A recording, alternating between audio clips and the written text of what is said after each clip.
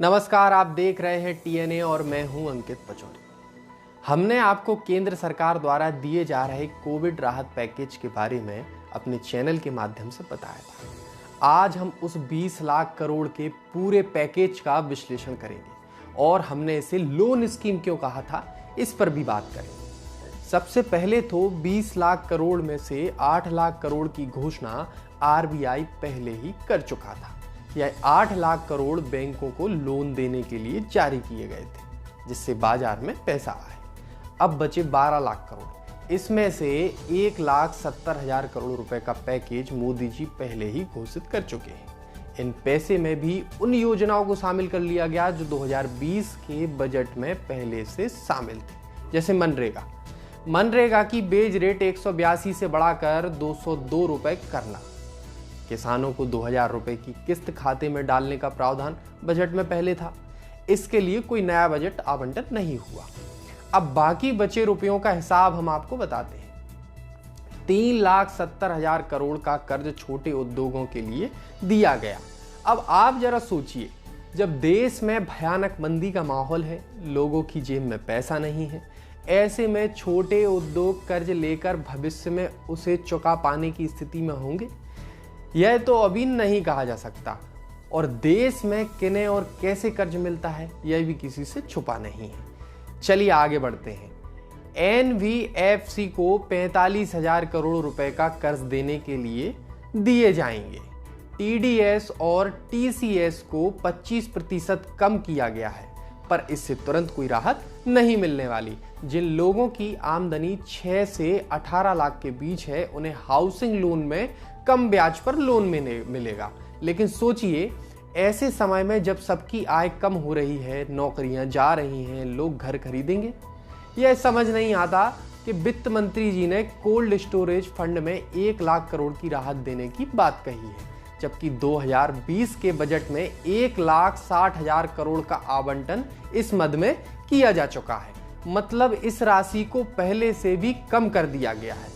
इसके साथ ही 2020 के बजट में डेयरी, मछली पालन, हर्बल फार्मिंग के जो प्रावधान किए गए थे, वित्त मंत्री ने उन्हें भी वैसे के वैसे ही पढ़ दिया है और सरकार ने उसे कोविड रिलीफ फंड का नाम दे दिया। वही इसके साथ ही आत्मनिर्भर भारत का मंत्र प्रधानमंत्री नरेंद्र मोदी के द्वारा दिया गया। लेकिन इस राहत पैकेज की घोषणा के समय वित्त मंत्री ने डिफेंस क्षेत्र में एफडीआई को 49% से बढ़ाकर 74% तक कर दिया है। कॉमर्शियल कोल माइनिंग और ऑर्डिनेंस फैक्ट्री का निगमीकरण करने का ऐलान किया। वित्त मंत्री जी से पूछा जाना चाहिए कि जब पूरा देश बेरोजगारी के संकट से जूझ रहा है, ऐसे में यह फैसले कैसे उचित हैं? और आत्मनिर्भर भारत बोल बोलकर सरकारी नौकरियां समाप्त करते जाना देश के युवाओं के साथ यह अन्याय क्यों हो रहा है? हालांकि इस मामले का विश्लेषण हम अलग से करेंगे। फिलहाल हम आपको यह बताते हैं कि 20 लाख करोड़ में से वास्तविक राहत कितनी मानी जानी चाहिए। सबसे पहले महिलाओं के जनधन खाते में 500 रुपए डाले गए, यह राहत है, जिसमें 10,000 करोड़ रुपए खर्च किए गए। ईपीएफ को निजी क्षेत्र के छोटे कर्मचारी और नियोक्ता का पीएफ का हिस्सा सरकार ने दिया, यह 10,000 करोड़ रुपए भी राहत कहा जाएगा। सीनियर सिटीजन के खाते में डलवाए गए 1400 करोड़ रुपए को भी हम राहत मानते हैं। मजदूरों के लिए मुफ्त अनाज के लिए 3500 करोड़ और छोटे लोन पर ब्याज अनुदान 1500 करोड़ का सरकार देगी, इसे भी हम राहत मानते हैं।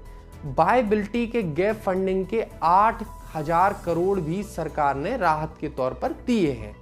आपको याद होगा, प्रधानमंत्री ने मनरेगा का किस तरह मजाक संसद में उड़ाया था। चलिए हम आपको वीडियो दिखाते हैं।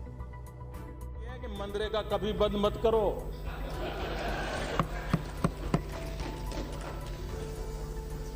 मैं ऐसी गलती नहीं कर सकता हूं, क्योंकि मनरेगा आपकी विफलताओं का जीता जागता स्मारक है। आज मनरेगा में 40,000 करोड़ अतिरिक्त फंड दिया गया है, जो कि मजदूर को राहत देने वाला फैसला है।